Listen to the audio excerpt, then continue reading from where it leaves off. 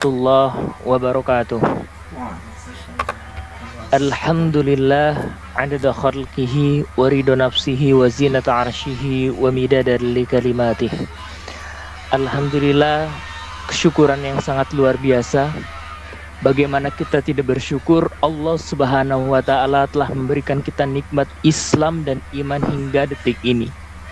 Segala puja serta puji syukur atas kehadirat Allah Subhanahu wa taala. Salawat beserta salam selalu kita curahkan kepada baginda besar kita, Nabi kekasih Allah, Nabi Muhammad sallallahu alaihi wasallam. Al-Mukarram Al-Ustad Abi Maki LC, Al-Mukarram Al-Ustad Syamsul Bahri SHIMA, serta hadirin wal hadirat yang insya Allah dirahmati Allah. Untuk mengawali acara kita pada sore yang berbahagia ini, marilah kita bersama membuka dengan bersama melafazkan Al-Basmalah. Bismillahirrahmanirrahim. Pada kali ini, kajian online yang dilaksanakan oleh Generasi Beriman mengangkat tema Tahun Baru Hijriah sebagai peningkatan kualitas iman takwa, ukhuwah Islamiyah, dan solidaritas bangsa. Kamis 20 Agustus 2020 Miladiah bertepatan dengan 1 Muharram 1442 Hijriah. Hadirin hadirat, ikhwan dan akhwat yang insya Allah dirahmati Allah. Sebelum kita memulai ke pemateri yang pertama, izinkan saya untuk memperkenalkan diri selaku moderator pada materi pertama ini. Perkenalkan, nama saya Fadilah Ahmad Nur, biasa dipanggil Adil. Saya berasal dari Sumbawa, Nusa Tenggara Barat. Saat ini saya menempuh pendidikan di Universitas Muhammadiyah Malang. Baik teman-teman yang berbahagia, untuk pemateri kita yang pertama yaitu Al-Mukarram Al-Ustad Abi Maki LC. Pertama saya akan membacakan biodata atau kurikulum vitae beliau. Nama lengkap beliau Al-Ustad Dandi Farid Mustafa atau Ustad Abi Maki.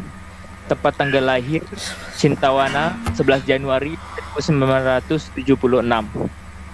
Kemudian riwayat pendidikan SD dan SMP beliau di pesantren Cintawana Tasikmalaya. Kemudian aliyah di Pondok Modern Ar-Risalah Ponorogo Jawa Timur. Perguruan tinggi di Ummul Qura University Mekah Al-Mukarramah.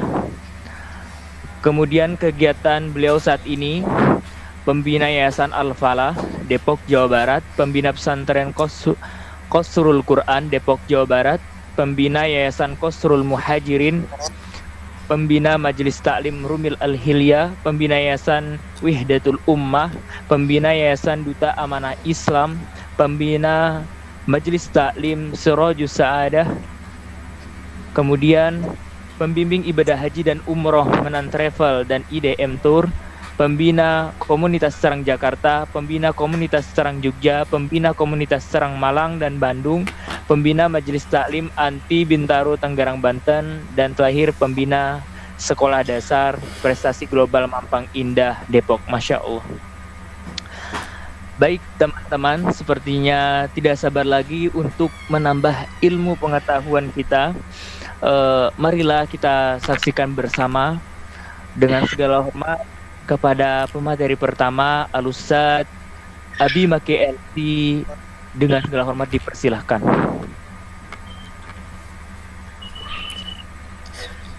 Bismillahirrahmanirrahim. Assalamualaikum warahmatullahi wabarakatuh. Waalaikumsalam warahmatullahi wabarakatuh. Innal hamdalillah nahmaduhu wa nasta'inuhu wa nastaghfiruhu wa na'udzu billahi min syururi anfusina wa min sayyiati a'malina. May yahdihillahu fala mudilla lahu wa may yudlil fala hadiyalah. Asyhadu an la ilaha illallah wahdahu la syarikalah taqriran bihi wa tauhidan wa asyhadu anna Muhammadan abduhu wa rasuluhu amma ba'du. Allahumma la sahla illa ma ja'altahu sahla wa anta taj'alul hazna idza syi'ta sahla. Allahumma inna nas'aluka hubbaka wa hubba man ahabbaka wa hubba amalin yuqarribuna ila hubbika birahmatika ya arhamar rahimin. Amin ya rabbal alamin. Alhamdulillahirabbil alamin. Mudah-mudahan jumpa kita pada sore hari ini dengan virtual ini semoga tidak mengurangi rasa ukhuwah kita yang ada di dalam diri kita masing-masing, karena kita disatukan cinta kita kepada Allah Subhanahu wa taala. Karena bersatunya kita atas dasar cinta kita kepada Allah Subhanahu wa taala dengan kalimat tauhid yang paling indah yang kita kenal dan kita rasakan adalah kalimat la ilaha illallah Muhammadur Rasulullah. Majelis ataupun daripada generasi beriman yang dirahmati oleh Allah Subhanahu wa taala, Tahun Baru Hijriah sebagai peningkatan kualitas intak, ukhuwah Islamiyah dan solidaritas bangsa. Pastinya ini adalah tema yang sangat luar biasa yang diangkat oleh generasi beriman ini, Masya Allah. Sebagai muqaddimah yang ingin saya sampaikan, usikum wa iyaya nafsi bitaqwallah, dalam hadis Rasulullah SAW untuk mengawali sebagai muqaddimah ini sungguh sangat jelas, ya.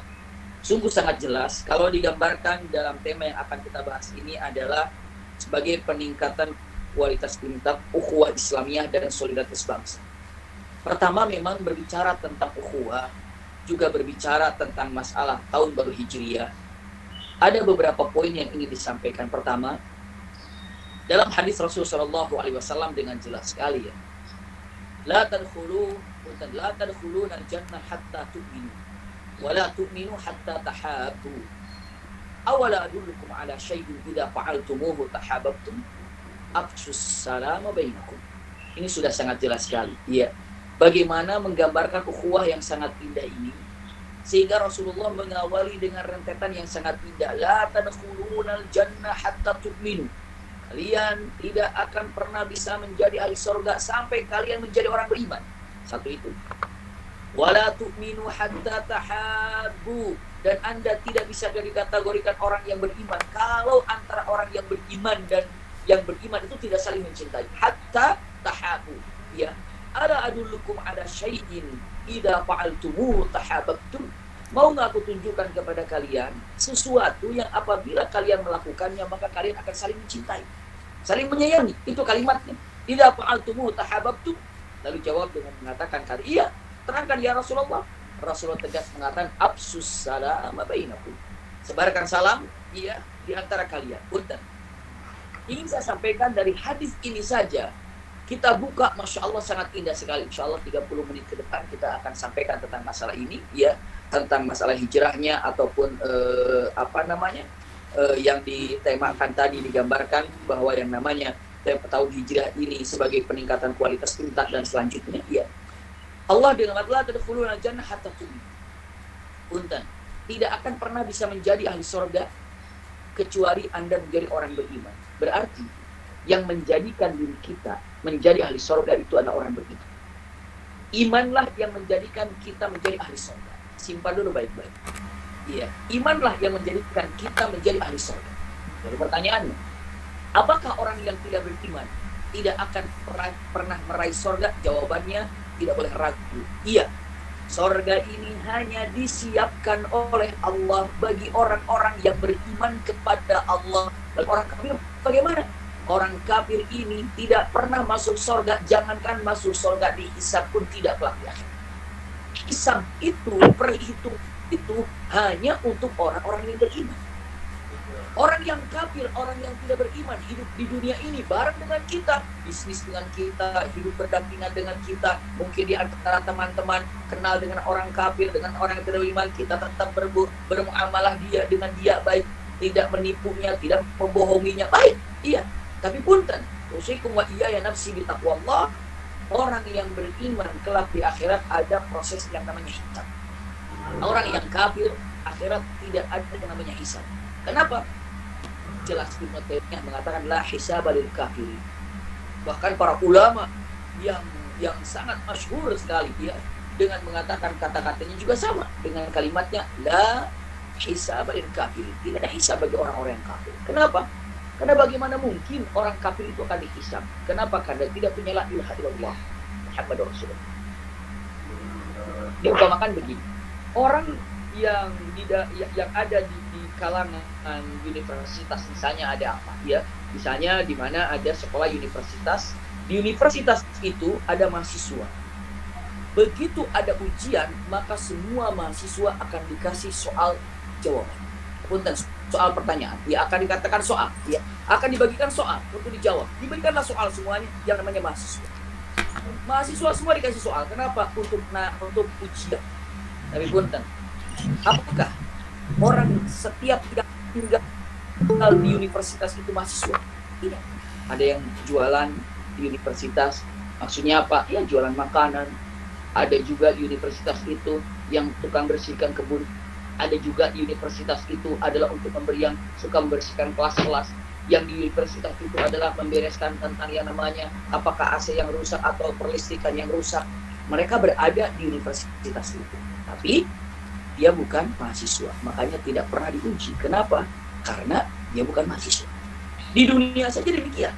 Di akhirat apalagi yang diuji itu hanya yang memiliki kartu la ilaha illallah, bitaqwa la ilaha illallah. Makanya ada hadis di toko itu sangat luar biasa ya. Hadis di toko itu adalah cukup panjang ataupun cukup luar biasa sekali dengan mengatakan bahwa wabada tasna bi qauli la ilaha illallah. Anda jangan pernah menganggap remeh dengan bahasa dengan kalimat la ilaha illallah, karena la ilaha illallah ini adalah punten yang menyebabkan diri kita menjadi ahli surga. Ini dia. Iya. Lalu amal soleh fungsinya untuk apa? Nah ini dia. Saya ingin sampaikan, amal soleh ini fungsinya untuk satu, menentukan tingkatan surganya itu di mana. Menentukan tingkatan surga itu dengan amal soleh. Masuk surga mau masuk surga, tapi apa? Apa yang membuat orang itu berbeda tingkatannya? Ini di Adam, ini di misalnya di Firdaus gitu ya. Ini di Darussalam misalnya. Ini di mana? Ini di mana? Punten. Apa yang membedakannya? Jawabannya yang membedakan tingkatan surga bagi seseorang itu adalah amalannya. Tidak sama orang yang baca Quran setiap hari dengan orang yang baca Quran hanya seminggu sekali. Surganya pasti beda. Tidak sama orang yang infaknya rajin dengan orang yang tidak pernah infak. Walaupun sama-sama mengatakan la ilaha illallah, sama-sama masuk surga, tapi tingkatan surga berbeda-beda. Apa yang membuat beda orang itu menjadi ahli surganya, tempat surganya? Jawabannya adalah amalannya. Itu pertama, ya. La tadkhulunal jannah hatta tu'minu. Tidak akan pernah bisa menjadi ahli surga siapapun sampai dia itu atau kita ini atau Anda ini beriman pada Allah Subhanahu wa taala. Jadi iman yang menjadikan diri kita bisa menjadi ahli surga. Satu itu, subhanallah. Lalu yang keduanya, amal soleh itu apa? Amal soleh itu adalah untuk menentukan tingkatan surga kita itu di mana. Itu amal soleh. Amal soleh. Lalu yang kedua, amal soleh itu menunjukkan untuk apa? Simpan baik-baik dalam hati kita. Amal soleh itu menentukan kita ingin masuk surga langsung. Iya, itulah yang diinginkan. Tapi ada orang yang masuk surga tidak langsung mampir ke neraka. Nah itu dia. Amal soleh itu nomor 2 ini yang menentukan masuk surga langsung atau mampir ke neraka. Itu amal soleh.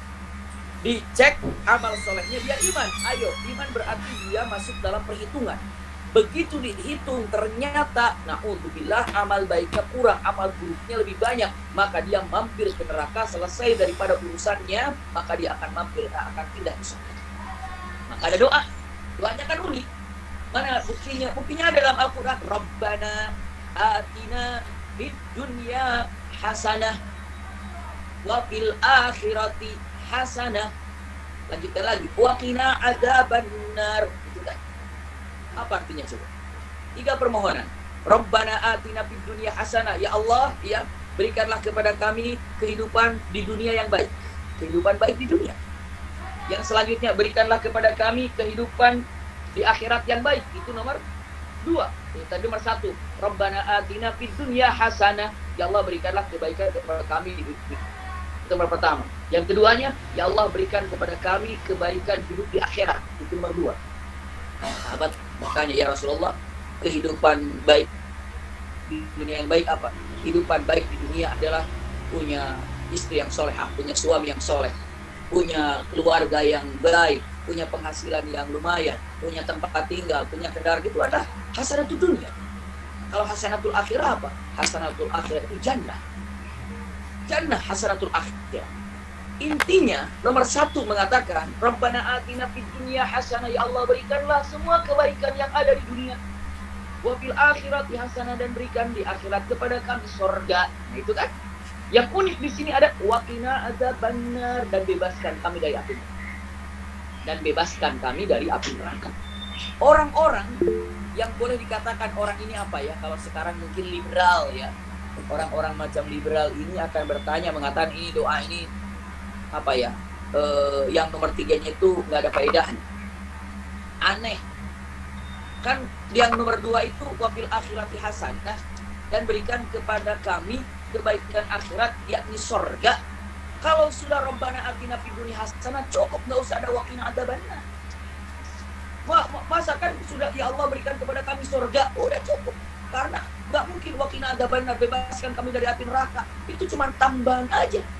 Makanya pun orang liberal ini dengan mengatakan nggak usah pakai waqina adzabannar, kan sudah cukup. Ini hanya variasi doa saja, Rabbana atina fid dunya hasanah wa fil akhirati hasanah, cukup begitu aja. Punten, itu salah. Al-Quran ada kata waqina adzabannar. Rasul sallallahu alaihi wasallam mengajarkan waqina adzabannar. Artinya apa? Ini punten, waqina adzabannar itu artinya begini. Punten, Rabbana atina fid dunya hasanah, ya Allah berikan kepada kami kebaikan di dunia, wa fil akhirati hasanah, berikan kepada kami surgamu di akhirat, wa qina adzabannar, dan langsung masuk surganya tanpa mampir ke neraka. Itu wa qina adzabannar, langsung ke surga tanpa mampir ke neraka. Itu makna wa qina adzabannar. Nah, punten, berarti yang menjadikan diri kita menjadi ahli surga itu jangan ragu adalah iman. Lalu untuk apa amal soleh ini? Amal soleh fungsinya 2. 1 menentukan tingkatan surga, yang kedua adalah menentukan dia langsung surga atau mampir ke neraka. Itu adalah fungsi daripada iman. Ya, itulah fungsi daripada iman. Maka dalam kenyataannya tidak bisa dipisahkan orang beriman dan amal soleh. Al-Quran mengungkap yang sangat indah. Misalnya, illal ladzina amanu wa amilus sholihat. Begitu kan? Wal asri innal insana lafi khusr illal ladzina amanu wa amilus sholihat. Gitu kan? Jadi celakalah kehidupan wal asri, demi masa, innal insana lafi khusrin, sesungguhnya manusia ini berada dalam kerugian, dalam kecelakaan, dalam khasar, illa, kecuali ya, illal ladzina amanu, kecuali mereka orang-orang yang beriman, illal ladzina amanu wa amilus sholihati, ya, kecuali mereka beriman dan mengerjakan amal saleh. Ya, ini kata-katanya, illal ladzina amanu wa amilus sholihati. Kalimat yang diucapkannya wa tawassaw bil haqqi wa tawassaw bis sabr. Ini lanjutannya. Namun yang ingin saya sampaikan di sini adalah kata-katanya illal ladzina amanu wa amilus sholihati. Tidak bisa dilepaskan antara illal ladzina amanu wa amilus sholihati, ya, kecuali orang-orang beriman dan mengerjakan amal saleh. Illal ladzina amanu wa amilus sholihati. Punten, di gambar saya ini merah ya, nggak ada gambarnya. Apa Ketua menangkap suara saya? Suaranya terdengar, Ustaz. Suaranya ada? Terdengar. Ada. Sudah kembali normal, Ustaz. Sudah kembali normal. Ya, insyaallah. Jazakumullah khair. Punten, ya. Subhanallah, kita lanjutkan lagi. La tadkhulunal jannah hatta tu'minu. Punten, berarti tidak akan pernah bisa menjadi surga kecuali orang beriman. Masya Allah. Sekali lagi untuk diulas, iman ini adalah yang menjadikan diri kita di surga. Sampai Rasulullah mengatakan, man qala la ilaha illallah dakhala jannah. Siapa yang mengatakan la ilaha illallah, wajiblah baginya surga. Subhanallah, wajib bagi surga. Berarti yang menjadikan kita menjadi ahli surga itu adalah iman. Lalu yang menentukan tingkatan surga kita itu adalah apa? Amal saleh. Yang menentukan ada orang masuk surga langsung atau mampir ke neraka juga itu adalah amal saleh. Maka antara iman dan amal soleh ini adalah tidak boleh dipisahkan. Al-Quran menegaskan illal ladzina amanu wa amilus sholihat. Iya. Selanjutnya, ini indah sekali. Kalimatnya wala tu'minu biha. Dan tidak bisa dikategorikan Anda itu orang beriman. Anda kan ingin jadi ahli surga, harus beriman dong. Ya sudah, saya ingin beriman. Ingat, dikatakan wala tu'minu hatta tahabbu, dan tidak dikategorikan termasuk Anda ini orang yang beriman kalau tidak bisa saling mencintai. Hatta tahabbu, hingga kalian saling mencintai. Ya, karena iman tadi. Iman kepada Allah berarti saling mencintai karena Allah. Itu dia. Kalau orang yang sudah iman kepada Allah, maka cinta karena Allah. pantas dia, punten dia, mengaku iman, tapi tidak sanggup mencintai sesama muslim. Punten, berarti bagaimana imannya?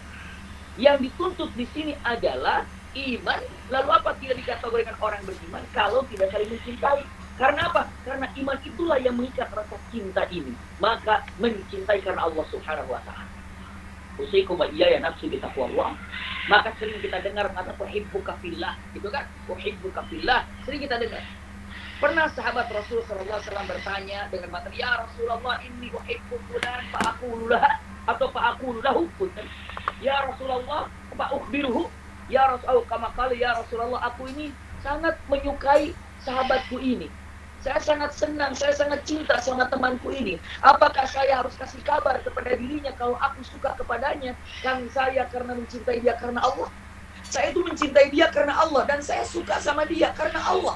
Apakah saya harus sampaikan kepada dia kalau saya ini suka karena Allah? Rasul jawab, akhbir, katakan. Sampaikan. Bilang kalau engkau mencintai dia karena Allah. Maka disampaikan, wahai sahabatku, aku mencintai kamu karena Allah. Dan itu sunnah untuk disampaikan. Tapi laki-laki ke laki-laki ya, perempuan ke perempuan. Iya, jangan sampai mengatakan, jangan sampai mendengar dengan mata, oh ini harus disampaikan. Tidak. Tidak laki-laki dengan laki-laki, istilahnya mahramnya pasti dengan mahramnya. Tadi tidak sembarangan dengan mengatakan, ya sudah saya ucapkan aja asal tidak. Iya, maka mengatakan kata-katanya sampaikan. Sekarang berapa banyak di antara antum semuanya, ya, di antara teman-teman semuanya menyampaikan kepada temannya masing-masing mengatakan inni uhibbuka fillah. Uhibbuka fillah. Berapa banyak teman yang sekarang berada di dalam WhatsApp ini, ada berapa nama, lalu ada berapa orang yang dicintai karena Allah? Ada berapa teman yang dicintai karena Allah? Ada berapa? Di awal hijrah seperti ini, di awal hijriah maksud saya, di awal hijriah pada tahun sekarang ini 1442 ini, tolong cek, introspeksi diri. Berapa kawankah yang dicintai karena Allah dan berapa kawankah yang dicintai karena ada apanya? Ada apanya? Mungkin dia karena dia dokter, karena dia itu anaknya fulan, karena dia itu punya itu, karena dia punya ini. Ada apa coba? Ada apa? Tidak akan pernah ada efek yang baik kalau di dunia hanya berteman bukan karena Allah. Bukankah kelak di akhirat orang yang saling mencintai karena Allah, bersahabat karena Allah, sab'atun yudhilluhumullahu fi dhillihi yauma la dhilla illa dhilluh, ya kan?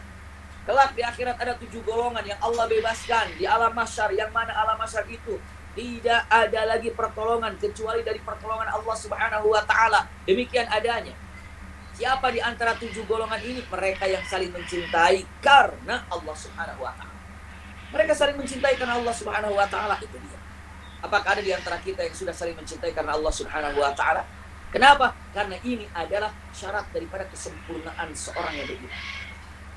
Mustahil Anda bisa menjadi ahli surga sebelum Anda menjadi orang yang beriman. Mustahil Anda dikategorikan orang yang beriman kalau tidak saling mencintai karena Allah. Harus karena Allah. Ya sudah, saya akan mencintai fulan karena Allah. Buktikan. Apa buktinya? Kalau ingin ditanya apa buktinya kita sudah mencintai teman kita karena Allah? Buktinya adalah para ulama mengatakan mendoakan dia dalam keadaan Anda sendiri dan orang yang Anda doakan tidak tahu kalau Anda mendoakan. Itu dia. Tahajudnya berdoa untuk temannya, ketika duhanya berdoa untuk temannya, ketika mau berbuka saumnya berdoa untuk temannya. Sekarang pertanyaannya, siapa di antara kita yang rutin mendoakan secara khusus orang yang dicintainya? Ya kalau istri mah pasti, itu mah anak ya pasti, suami ya pasti. Sekarang teman di kantor, teman belajar, adakah dikhususkan doanya untuk teman kita? Ini bukti kalau kita telah mencintai karena Allah. Jadi kata-kata ini betul-betul isinya. Kalau dibilang ini introspeksi buat kita, benar kita orang beriman. Bukan orang beriman, buktinya mana? Buktinya apa? Buktinya mengatakan, saya sholat, saya itu, saya ini. Iya, punten. Usikum wa iyaya nafsi bi taqwallah, bukankah semuanya menuju kepada akhlak kan?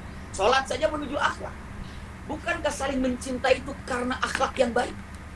Mencintai karena Allah itu akhlak yang mulia. Sholat itu untuk akhlak. Inna sholata tanha anil fahsya'i wal munkar. Dengan sholat itu diperintahkan ataupun menjauhkan diri Anda dari perbuatan keji dan munkar. Bukankah sholat itu menggiring agar akhlak Anda baik?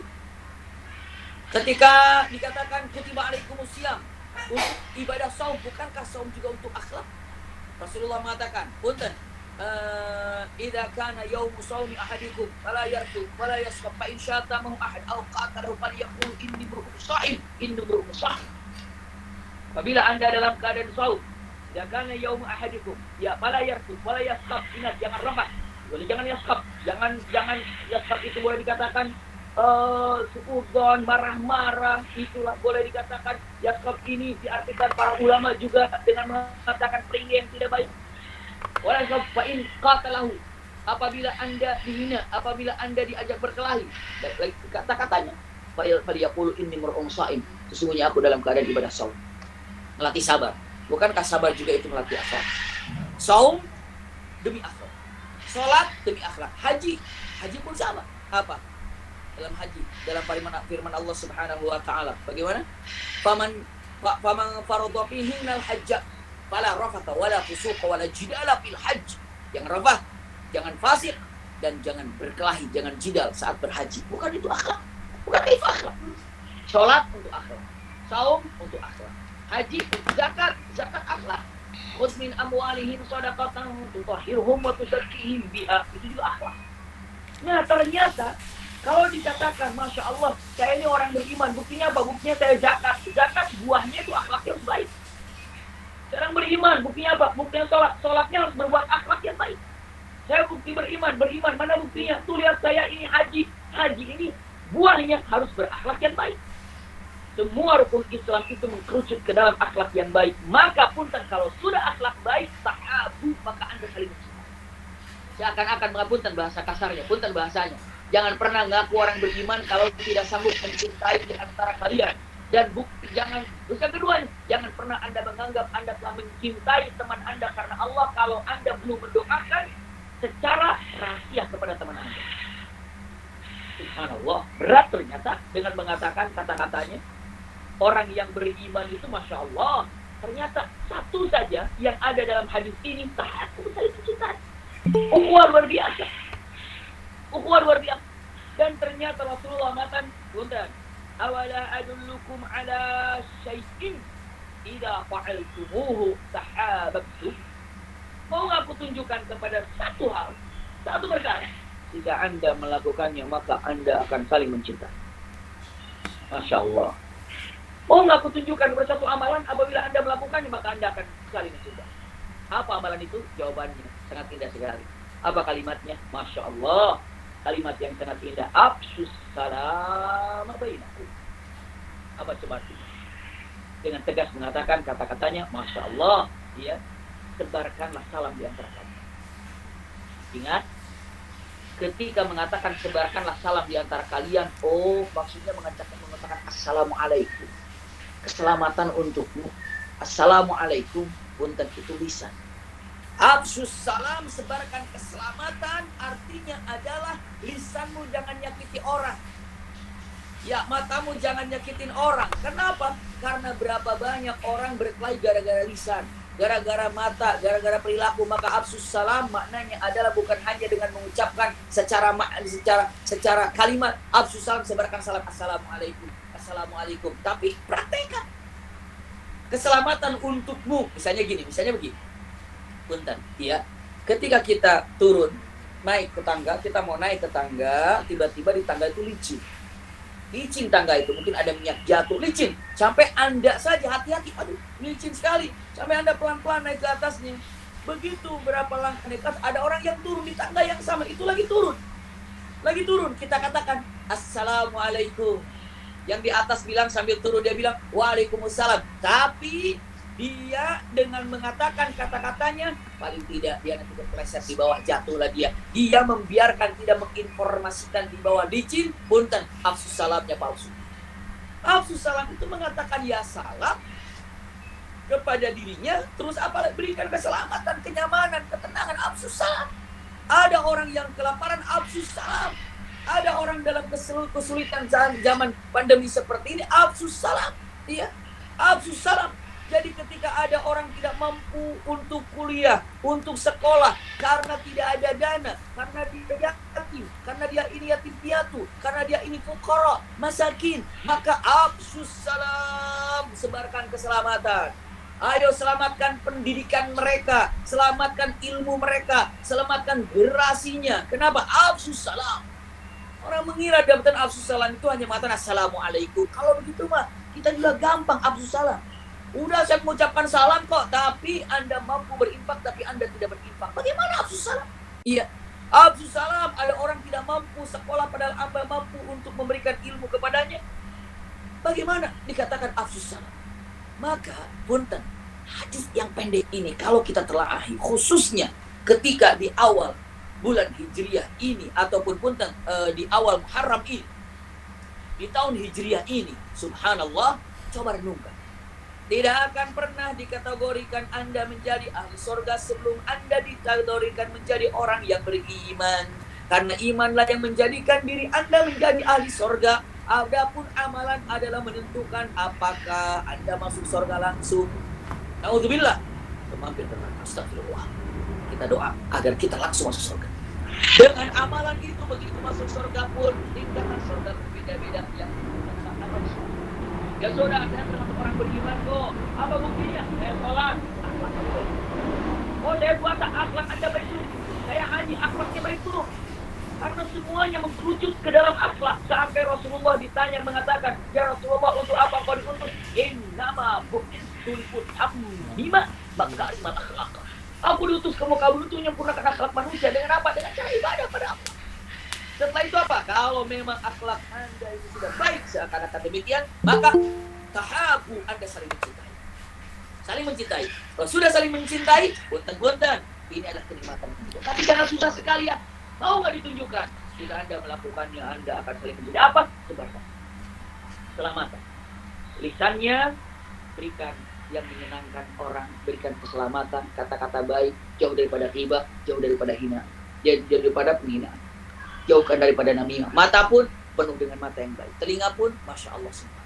Maka afsus salam, istilahnya saya yang mengatakan kalimatnya, punten ta'awun alal birri wa taqwa. Ini kalimat afsus salam.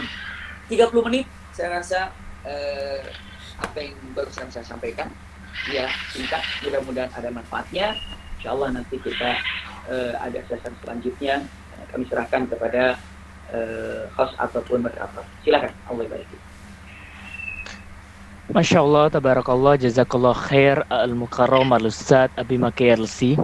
Hadirin hadirat, ikhwan dan akhwat dari ujung barat, dari ujung timur hingga ujung barat. Semoga kita semuanya mendapatkan ilmu bermanfaat, selamat dunia akhirat, dan terhindar dari siksa api neraka. Amin Allahumma amin. Baik teman-teman sekalian, untuk selanjutnya saya serahkan kepada moderator kedua, kepada saudari Alifa Yusmorisa, dipersilahkan.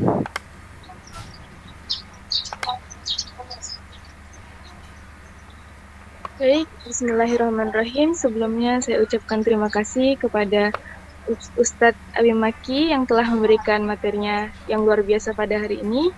Dan terima kasih pula kepada moderator pertama kita, yaitu Kak Adil yang sudah menemani kita dari awal. Baik, langsung saja. Perkenalkan, saya Alifa Yusmorisa. Saya akan menemani hadirin semua untuk melanjutkan ke pemateri kita yang kedua. Baik, bismillah, apakah Ustadz Syamsul sudah hadir di tengah-tengah kita? Assalamualaikum warahmatullahi wabarakatuh. Waalaikumsalam warahmatullahi wabarakatuh. Baik, bismillahirrahmanirrahim. Rabbi shrah li sadri wa yassir li amri wahlul 'uqdatam min lisani yafqahu qawli. Assalamualaikum Ustadz, apa kabarnya Ustadz? Waalaikumsalam warahmatullahi wabarakatuh. Alhamdulillah. Baik Ustadz. Baik, hadirin semua, Bapak Ibu dan saudara semua. Kita kali ini alhamdulillah kehadiran sosok yang luar biasa. Beliau adalah Bapak Haji Syamsul Bahri, SHI, MA. Beliau adalah lulusan S2 Hukum Islam pasca sarjana YIN Bukit Tinggi. Beliau juga aktif di Ketua Umum Pimpinan Daerah Badan Kontak Majelis Taklim Bukit Tinggi, Wakil Ketua Umum Pimpinan Wilayah Badan Kontak Majelis Taklim Sumatera Barat,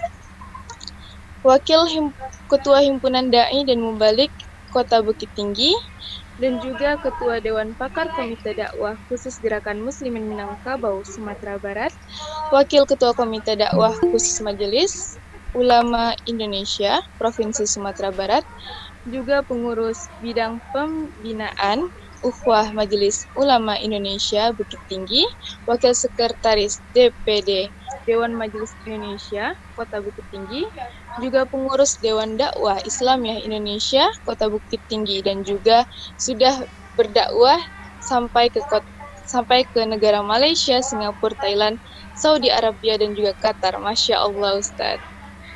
Baik, Ustadz.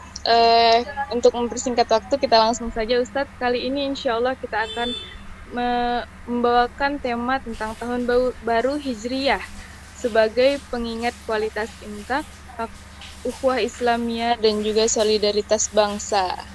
Nah, mungkin Ustadz untuk awal boleh memperkenalkan diri, dan kepada Ustadz kami persilakan. Terima kasih. Bismillahirrahmanirrahim. Assalamualaikum warahmatullahi wabarakatuh. Waalaikumsalam warahmatullahi wabarakatuh. Alhamdulillahirabbil alamin. Assalatu wassalamu ala asyrafil anbiya'i wal mursalin wa ala alihi wa sahbihi ajma'in. Asyhadu an la ilaha illallah wa asyhadu anna Muhammadar Rasulullah. Allahumma salli wa sallim ala hadzal nabiyil karim wa ala alihi wa man tabi'ahu bi ihsanin ila yaumiddin. A'udzu billahi minasyaitonir rajim. Bismillahirrahmanirrahim. Alladzina amanu wa hajaru wa jahadu fi sabilillahi bi amwalihim wa anfusihim a'zamu darajatan 'indallah wa ulaika humul faizun. Shadaqallahul azim.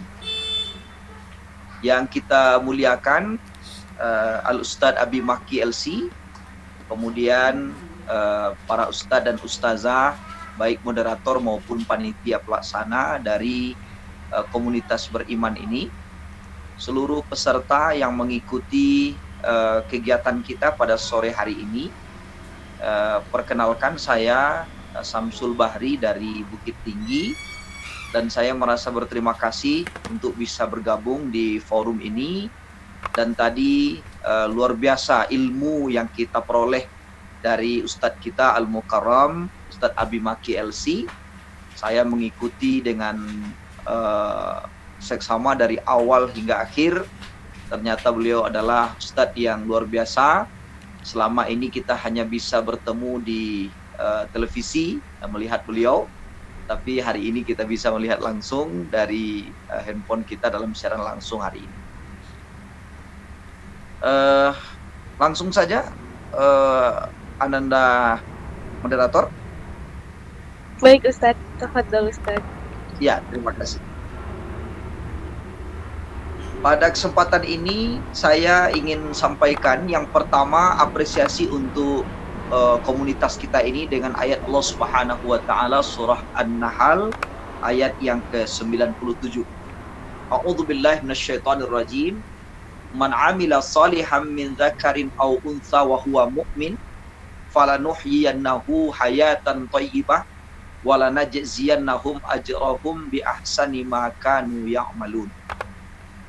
Orang siapapun mereka yang melakukan satu kebaikan atau amal soleh, tadi istilah Ustadz Abi Maki, baik dia laki-laki maupun perempuan dalam keadaan beriman, maka Allah menjanjikan untuk mereka falanuhyiyannahu hayatan thayyibah. Pasti kata Allah akan kami beri mereka itu kehidupan yang lebih baik. Kemudian yang kedua janji Allah, walanajziyannahum ajrahum bi ahsani ma kanu ya'malun. Akan kami balasi kebaikan mereka yang beriman itu dengan balasan yang jauh lebih baik dari apa yang telah mereka kerjakan. Mudah-mudahan dengan ayat Allah Subhanahu wa taala ini kita istiqomah di dalam keimanan kita sebagai syarat untuk masuk surga tadi, kata Ustaz Abi Maki. Dan kita selalu meningkatkan amal soleh kita agar kita dapat menentukan tingkatan surga mana yang kita rindukan. Kemudian di kesempatan ini saya ingin fokus kepada makna yang dibawa oleh hijrah itu. Pergantian tahun terjadi tentu setiap tahun. Namun nilai-nilai yang dibawa oleh perubahan atau pergantian tahun itu kadang-kala tidak terpatri di dalam jiwa kita. Yang pertama yang dibawa oleh semangat hijriah itu adalah niat yang ikhlas. Hadis pertama yang diungkapkan Rasulullah SAW ketika hijrahnya ke Madinah itu ditulis oleh Imam Nawawi dalam kitabnya Hadis Arba'in. Innamal a'malu binniyat. Sesungguhnya nilai dari amal yang kita kerjakan ditentukan oleh niat kita. Wa innama likulli imri'in ma nawa. Dan kita hanya akan mendapatkan apa yang kita peroleh dari amal kita sesuai dengan apa yang kita niatkan. Maka kita mengajak dalam rangka momentum hijriah ini, pertama mari kita perbaiki niat kita bahwa yang akan menjadi nilai di sisi Allah, wa ma umiru illa liya'budullaha mukhlishina lahuddin. Kita tidak diperintahkan oleh Allah kecuali mengikhlaskan niat menjadi hamba yang senantiasa beriman, taat dan patuh kepada Allah Subhanahu wa taala. Kemudian yang kedua, semangat yang dibawa oleh hijriah itu adalah penanaman nilai-nilai tauhid, keimanan dan ketakwaan kepada Allah Subhanahu wa taala sebagaimana tema yang dibawakan oleh panitia pada hari ini. Rasulullah SAW pada periode dakwah Makkiyah tersebut, beliau lebih fokus kepada penanaman nilai-nilai tauhid. Kemudian hijrahnya Rasulullah SAW ke kota Madinah yang ketika itu bernama Yasrib, itu juga karena ingin bagaimana mengajak manusia bertauhid kepada Allah Subhanahu wa taala. Ya ayyuhan nasu ubudu rabbakumul ladzi khalaqakum walladzina min qablikum la'allakum tattaqun. Ayat ini turun di Mekah. Rasulullah SAW menyampaikan seruan Allah, wahai sekalian manusia, sembahlah Rabbmu yang telah menciptakanmu. Namun pada periode itu tidak begitu sukses dakwah yang dilakukan Rasulullah sampai datangnya perintah hijrah kepada beliau. Maka semangat yang dibawa oleh hijrah ini juga adalah penanaman, pemantapan nilai-nilai tauhid, kemudian akidah yang salimah, kemudian bagaimana mempertahankan ketakwaan kepada Allah Subhanahu wa taala. Dan itu terbukti ketika Rasulullah SAW sampai di Madinah. Yang beliau bangun pertama adalah masjid. Maka dari masjid inilah dijadikan pusat penanaman nilai-nilai tauhid, penanaman nilai-nilai keimanan dan ketakwaan, sehingga meluncurlah cahaya iman itu dari kota Madinah ke seluruh penjuru dunia. Hampir 2/3 belahan dunia mengenal Islam sampai Rasulullah mengakhiri amanah dakwah beliau ketika beliau meninggal dalam usia 63 tahun. Sehingga kota Yasrib tadi berubah menjadi namanya Madinatul Munawwarah, kota yang bercahaya. Dan saya baca dalam sejarah kota Madinah, maksud Madinatul Munawwarah itu utamanya adalah cahaya iman meluncur dari kota ini sampai Islam menyebar hingga ke 2/3 belahan dunia. Kemudian berikutnya, semangat yang dibawa oleh hijriah itu adalah persatuan dan kesatuan atau ukhuwah Islamiyah. Profesor Dr. Sayyid Sabiq, salah seorang guru besar di Al-Azhar University di Kairo, Mesir, mengatakan dalam bukunya An-Nasiru Quwwati fil Islam, di antara kekuatan Islam itu adalah kuwatul ukhuwah, kekuatan persatuan dan kesatuan. Kalau kita perhatikan saat ini, kelemahan kita umat Islam itu diantaranya adalah yang pertama, kita ini suka bersatu secara organik. namun tidak bersatu secara substantifistik. Maksudnya begini, kita bersatu disebabkan karena kita seorganisasi. Kita bersatu karena kita sama-sama dalam satu majelis tertentu, kelompok tertentu. Tetapi kita kemudian tidak bersatu ketika memikirkan agama Allah Subhanahu wa taala secara keseluruhan. Maka dalam hal ini yang utama menurut saya adalah persatuan secara substantifistik. Substansinya apa yang harus kita bersatu? Tentu di dalam menegakkan agama Allah Subhanahu wa taala. Apapun organisasi kita, apapun kelompok kita, kalau kita sudah berbicara tentang agama Allah Subhanahu wa taala, maka kita bersatu memperjuangkan itu. Nah, dan alhamdulillah tekanan terhadap umat Islam akhir-akhir ini yang terjadi itu justru berbuah kokohnya persatuan dan kesatuan yang terjadi di bangsa kita. Kita tidak bisa memungkiri bahwa umat Islam di Indonesia hari ini luar biasa menunjukkan kekompakan, kesatuan. Nah, ini juga mesti diwariskan oleh kita semua, terutama generasi-generasi beriman yang hadir dalam kelompok diskusi kita ini. Kemudian yang dibawa oleh semangat hijriah itu adalah kehidupan berbasis masjid. Hari ini alhamdulillah wabah corona sudah mulai berangkat meninggalkan kita, walaupun belum semua daerah mungkin bebas dari pandemi ini, sehingga secara nasional mungkin kita masih waspada. Namun bagi daerah-daerah yang katakanlah sudah zona hijau dan zona kuning, kegiatan dakwah, sholat berjamaah, imarah masjid, majelis taklim sudah kembali menggeliat. Dan kita sudah menyaksikan kembali bagaimana ramainya rumah-rumah Allah dengan kegiatan-kegiatan ibadah. Nah, kita mengajak mudah-mudahan dengan semangat hijriah ini kembali kita hidup berbasiskan masjid, karena di masjidlah Rasulullah Shallallahu Alaihi Wasallam menjadikan pusat dakwahnya. Di situ beliau menyelesaikan berbagai persoalan, dan kita tentu bagaimana menjadikan masjid ini juga sebagai tempat yang kita cintai. Tadi Ustadz Abi Maki juga mengutip satu hadis, 7 kelompok yang akan mendapatkan tempat VVIP nanti di padang mahsyar ketika tidak ada perlindungan selain perlindungan Allah. Satu di antaranya adalah mereka yang terpaut hatinya kepada masjid atau cintanya kepada rumah Allah Subhanahu wa taala.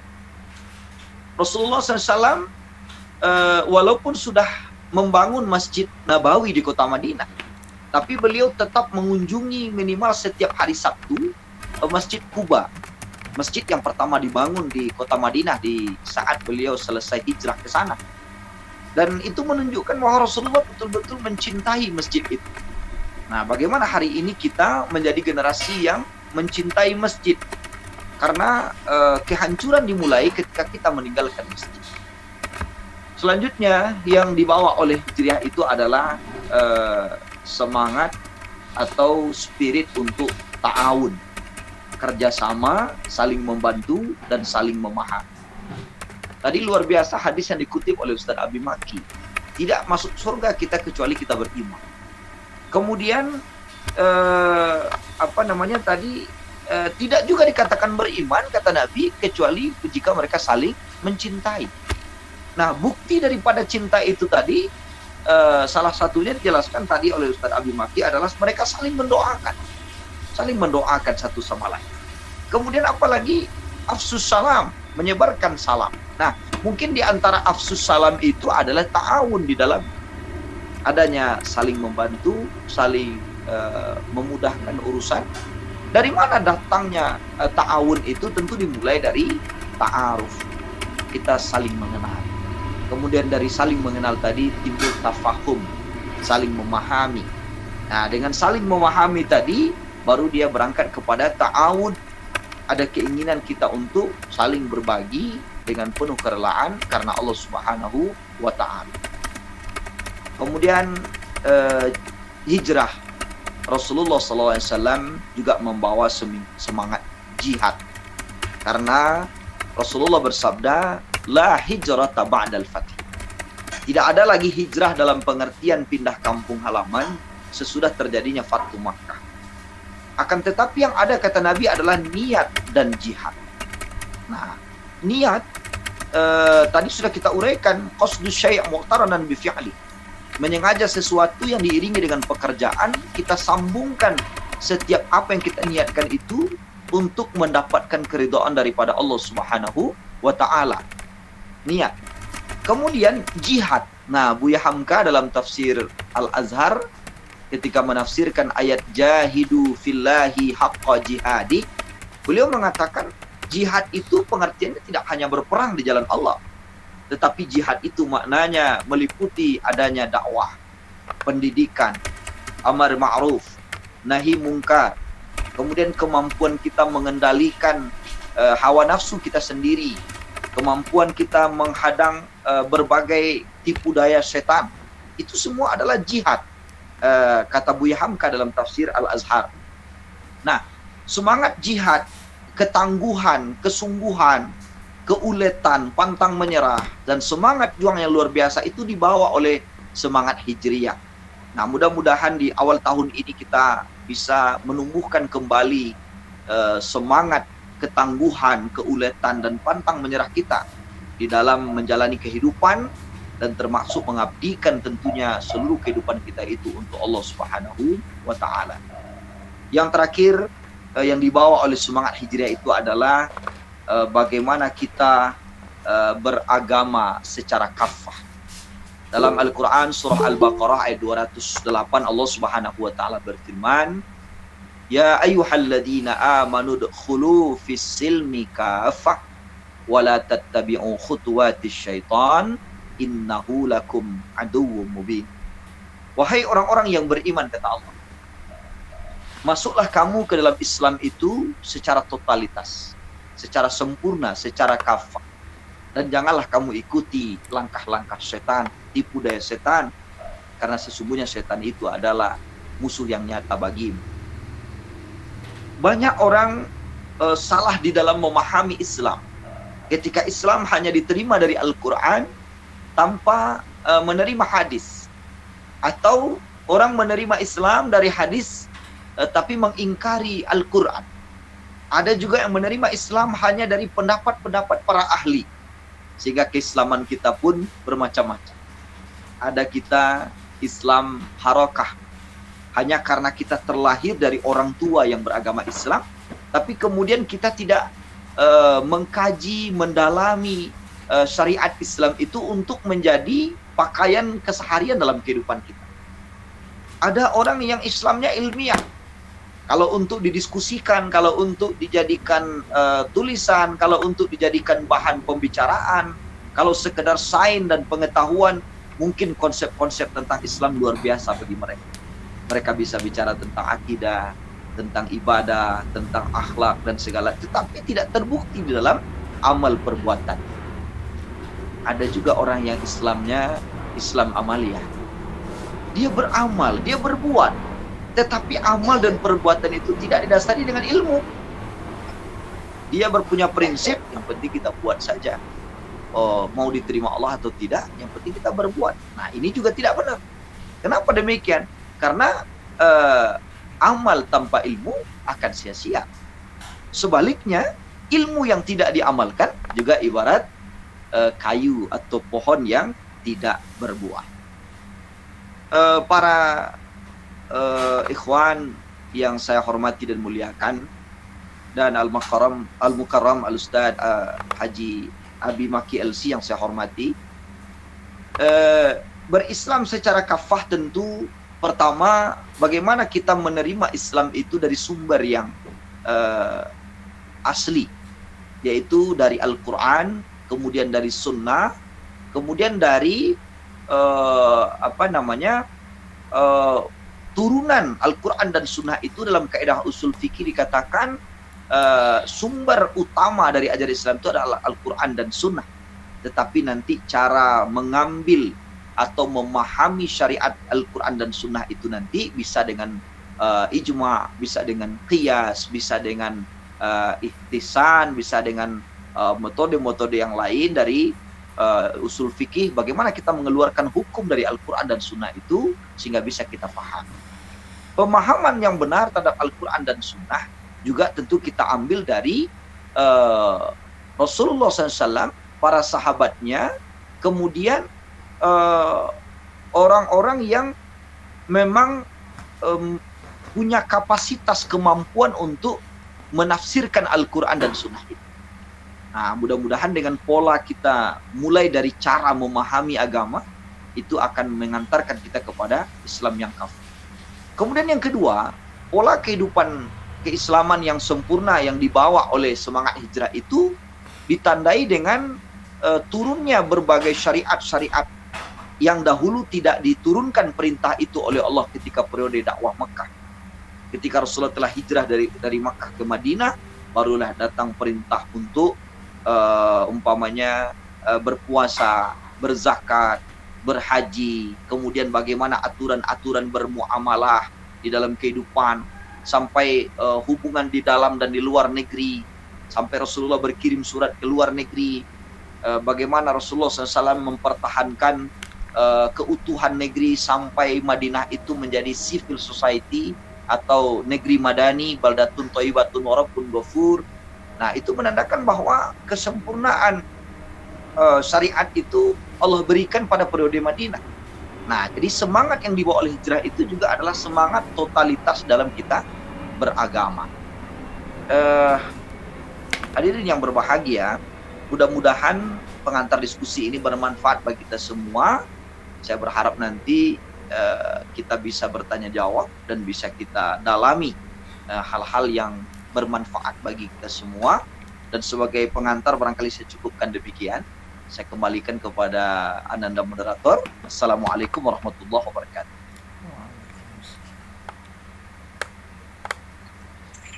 Waalaikumsalam warahmatullahi wabarakatuh. Syukran jazakumullah khair kepada Ustadz Syamsul Bahri yang telah menyampaikan materinya pada sore hari ini.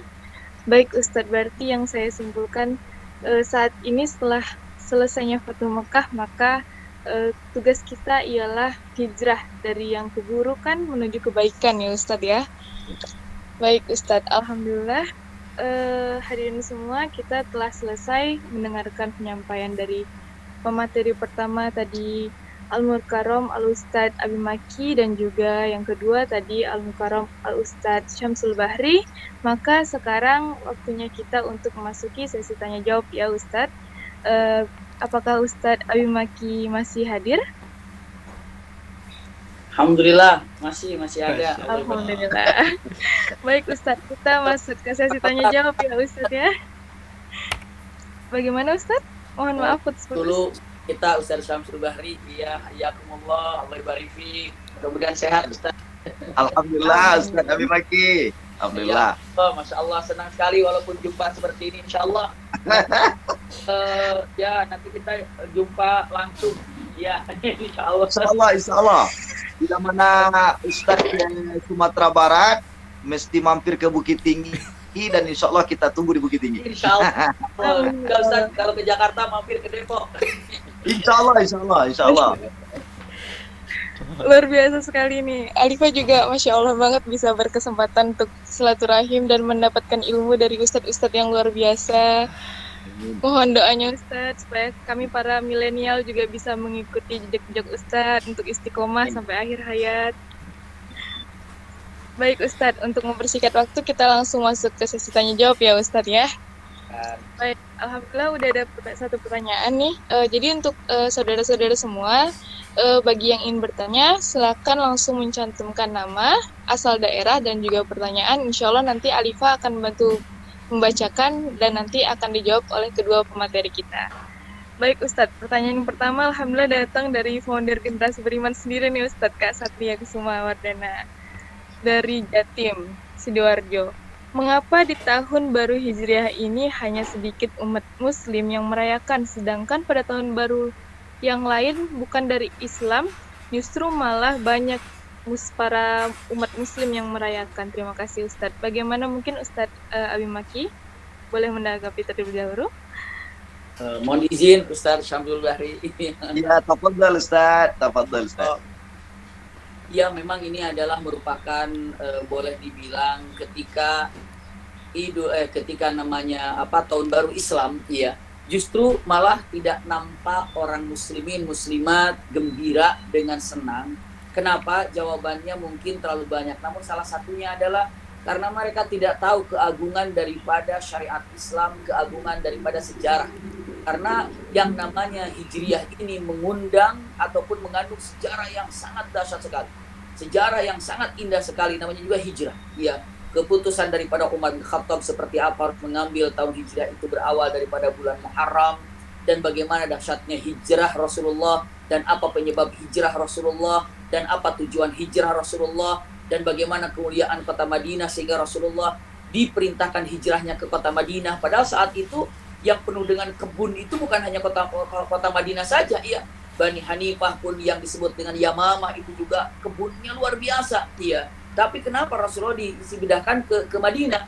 Malah kalau dikatakan Yatsrib itu kan setelah Rasulullah tiba diganti sama Madinah, karena Yatsrib ini adalah nama yang mengerikan zaman dulu itu, iya. Iya, Yatsrib ini kalau ada orang berangkat ke kota Yatsrib dulu, Yatsrib namanya, lalu sakit itu tidak sembuh, langsung tidak lama mati. Jadi Yatsrib itu membawa bencana, iya.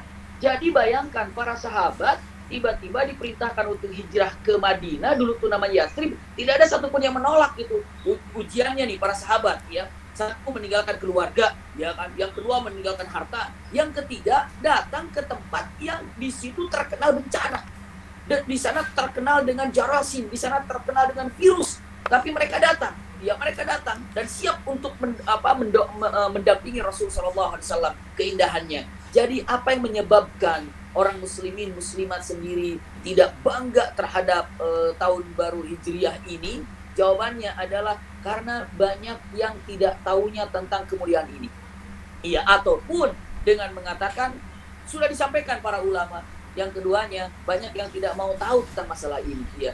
Banyak yang tidak mau tentang masalah ini. Yang ketiganya pun tanpa merasa hormat dan tanpa bermaksud apa-apa, ada orang yang mengatakan, ini tidak ada syariatnya memperingati ini, gitu. Tidak ada syariatnya memperingati ini. Akhirnya apa? Akhirnya ya seakan-akan ya punten bahasanya tanpa merasa hormat, gitu ya. Jadi mengatakan ini tidak ada syariatnya untuk melakukan ini. Ini tidak ada syariatnya, tidak ada jalannya. Akhirnya udah nggak usah. Kadang-kadang dari umat Islam sendiri tidak menyambut, padahal ini salah satu daripada metode dakwah untuk menerangkan siapa itu Rasulullah. Iya, seperti apapun yang kita lakukan, apapun yang ada, judul apapun, mau tentang hari lahirnya Rasulullah, Isra Mi'rajnya Rasulullah, apapun ini adalah merupakan kelas bagi kita untuk menyampaikan kepada umat tentang keagungan Islam, keagungan Allah, keagungan Rasulullah SAW. Mungkin singkatnya yaitu dia, satu, karena banyak yang tidak tahu. Yang kedua, ada yang tidak mau tahu. Yang ketiganya, ada orang yang menjauhkan dengan berdalihkan, mengatakan ini tidak pernah ada dan tidak pernah dirayakan di zaman dulu, gitu ceritanya kadang-kadang. Akhirnya apa? Akhirnya itu dijauhkan sehingga orang menjadi terpecah juga, ya. Silakan kita cek saja, nggak tahu mungkin kalau di tempat guru kita Ustaz Syafil Bahri, ya, apakah ada juga yang menemukan demikian. Kalau di kami itu ada yang seperti itu, ya. Jadi dengan mengatakan tidaknya ya kita selalu berhusnuzon saja.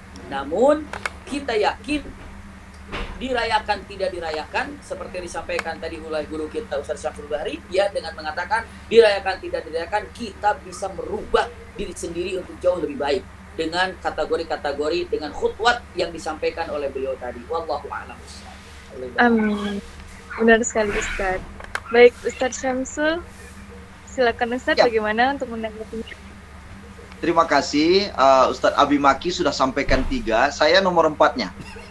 Nah, yang keempat, penyebab mengapa tahun baru Hijriyah ini sepi dari syiar, sedangkan tahun baru Masehi itu banyak kembang apinya, kemudian meriah begitu, sampai-sampai anak baru lahir pun digendong untuk menyaksikannya, gitu kan. Penyebabnya adalah karena kita kalah perang.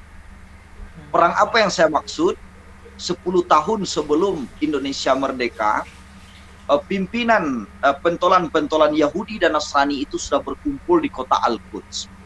Kemudian perhimpunan Yahudi Nasrani di Al-Quds itu melahirkan satu konferensi yang disebut dengan Konferensi Al-Quds tahun 1935. Melalui juru bicaranya Samuel Zwemer, dikatakan bahwa misi kita hari ini, kata mereka, ini tahun 35 ini, 10 tahun sebelum negara kita merdeka. Misi kita hari ini bukanlah untuk menyerang langsung atau menghancurkan langsung Islam, tetapi adalah menjauhkan umat itu dari Islam. Kita ciptakan generasi-generasi yang pemalas. Kita buat generasi-generasi itu tunduk ke bawah kaum penjajah. Kita buat mereka memperturutkan hawa nafsunya. Kita biarkan mereka krisis identitas, sehingga nanti pohon Islam yang mereka tanam, tumbuh, kemudian mereka siangi, mereka pupuk, akan mereka tebang sendiri. Nah, ini penyebabnya. Nah, sampai hari ini strategi musuh-musuh Allah, musuh-musuh Islam tidak pernah berhenti menjauhkan kita dari Islam. Nah, kalau kita lihat umpamanya di media sosial, berapa informasi yang mengingatkan kita kepada tahun Hijriah, dan berapa informasi yang menghidupkan tahun Miladiah atau tahun Masehi. Nah, berarti kita dalam hal ini adalah kalah perang. Nah, itu. Jadi dengan menyadari bahwa kita kalah perang, mudah-mudahan generasi milenial menyadari bahwa kita harus bangkit dan tidak boleh jadi yang kalah terus. Kita harus menang. Itu saja tambahan dari saya nomor 4-nya. Terima kasih. Ya. Masya Allah, semoga tadi pertanyaan dari Kak Satria sudah terjawabkan oleh Ustadz-Ustadz kita yang luar biasa ini ya. Baik Ustadz, berarti emang tugas kita para umat muslim ini masih banyak PR-nya ya Ustadz untuk mensyiarkan, terutama mulai dari hal yang sekecil ini aja ya sebenarnya Ustadz ya. Seharusnya bisa kita syiarkan, tapi ternyata pada kenyataannya mungkin milenial juga pada belum banyak yang tahu, sehingga soalnya kan sekarang yang biasanya bikin viral itu para milenial ya Ustadz ya, tidak bisa dipungkiri. Berarti ternyata kita nih mungkin teman-teman yang udah mungkin masih sebaya sama saya, masih mondok dan juga masih kuliah, nih tugas PR banget buat kita untuk mensyiarkan bahwa ternyata yang keren itu bukan hanya anak-anak yang bisa tenar di mana-mana, bukan hanya anak-anak yang tenar secara akademis doang atau segala macam, tapi justru yang kita punya iman, punya ketaatan tersendiri, punya penteguhan sendiri, itu juga keren, justru lebih keren dibandingkan sama teman-teman kita yang hanya sebatas duniawi saja gitu ya Ustadz ya. Baik, langsung saja kita pertanyaan selanjutnya, yaitu dari Azra Furqoni dari Talwang, NTB. Masya Allah jauh sekali. Begini Ustadz, saya mau bertanya, kemarin saya sempat melihat video tentang perayaan Tahun Baru Hijriah yang hukumnya tidak boleh. Nah, kebetulan saya pernah pesantren, dan ketika Tahun Baru Hijriah ada sedikit acara expo dan lomba-lomba dalam rangka untuk Tahun Baru Hijriah. Pertanyaannya, apakah acara tersebut adalah salah satu dari bentuk perayaan atau bagaimana Ustadz? Terima kasih Ustadz. Nah, mungkin Ustadz Syamsul boleh terlebih dahulu untuk menanggapinya. Baik, terima kasih. Nanti untuk jawaban tuntasnya senior kita Ustadz Abi Maki lah yang uraikan. Saya mungkin komen sedikit dulu. Ketika Salahuddin Al-Ayyubi mengajak kebangkitan terhadap Islam, itulah terbelakangnya adalah saat itu umat sudah mulai meninggalkan masjid, jauh dari Al-Quran, kemudian jarang berkumpul dalam majelis-majelis. Nah, sehingga khawatir beliau menggerakkan hari-hari besar Islam ini agar kita melakukan semacam kegiatan-kegiatan yang mengingatkan kita kembali kepada Allah Subhanahu wa taala, yang mengingatkan kita kepada Rasulullah sallallahu alaihi wasallam, yang mengingatkan kita kepada Al-Qur'an dan Sunnah. Nah, jadi pada intinya awal mula peringatan hari-hari besar Islam itu adalah dengan latar belakang bagaimana menjaga dan memelihara keimanan dan ketakwaan umat ini dengan mengembalikannya kepada nilai-nilai Al-Quran dan Sunnah. Nah, terkait tadi mengapa peringatan Tahun Baru ini tidak disukai oleh sebahagian karena dianggap itu bid'ah, dianggap itu tidak pernah dilakukan di masa Rasulullah SAW. Nah, mungkin mereka memahami dalil hanya sekedar tekstual, tidak memahaminya secara kontekstual. Bukankah syiar-syiar agama itu adalah sangat menentukan. Nah, coba kita lihat contoh ketika umat Islam bersatu berkumpul di Monas, gerakan 212 umpamanya. Nah, itu kan membuat musuh-musuh Islam itu ketakutan, ya kan? Nah, itu syiar itu begitu penting. Saya sebagai pengurus majelis taklim, berkumpulnya jemaah-jemaah majelis taklim di Sumatera Barat dalam jumlah ribuan, puluhan ribu. Nah, itu syiarnya luar biasa. Musuh-musuh Islam tidak mau begitu mudah untuk mengatakan sesuatu untuk meruntuhkan agama kita. Jadi syiar ini diperlukan.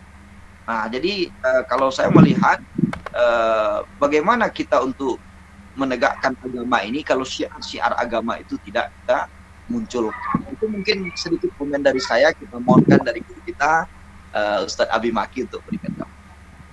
Baik Ustadz, syukran jazakallah khair. Baik Ustadz Abi Maki, boleh silakan. Insyaallah sudah cukup ya dengan disampaikan Ustadz kita Ustadz Syamsul Bahri.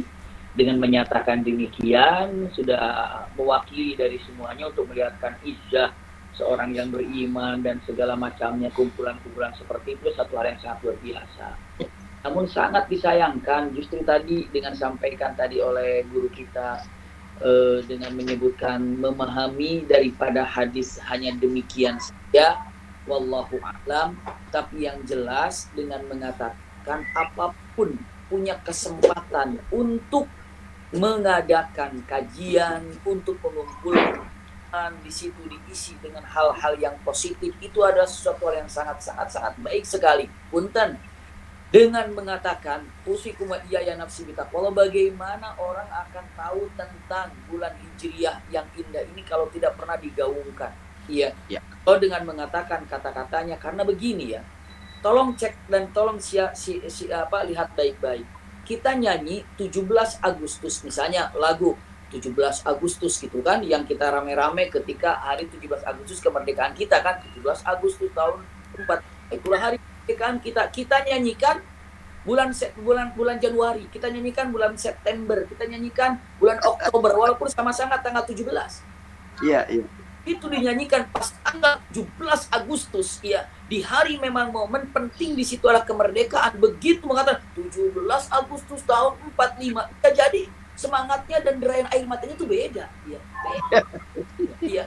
Makanya ketika dengan mengatakan ini adalah Muharram, tanggal 1 Muharram, diucapkan keutamaannya. Untuk apa Rasulullah menyampaikan kalau Muharram ini syahrullah, segala sesuatu yang dinisbatkan ke Allah itu mulia. Nabi Ismail Zabihullah, Masjid Baitullah, itu kan Quran Kalamullah, ya. Nabi Musa Kalimullah, Nabi Muhammad dikatakan adalah Habibullah, Nabi Ibrahim Khalilullah, Muharram Syahrullah, berarti mulia banget ya. Maka para ulama banyak ini atau dengan bulan Muharram ini mana lebih mulia ya, walaupun ala qaul arjah Ramadan nomor 1, Muharram nomor 2-nya. Namun yang jelas ketika Allah menyatakan ini adalah hal yang penting, lihat dalam Al-Quran. Kalau ingin bertanya, mungkin di antara teman, apa dalilnya? Ada. Ketika kita mengagungkan hari-hari yang agung begini, ada firman Allah dengan tegas, wadzakirhum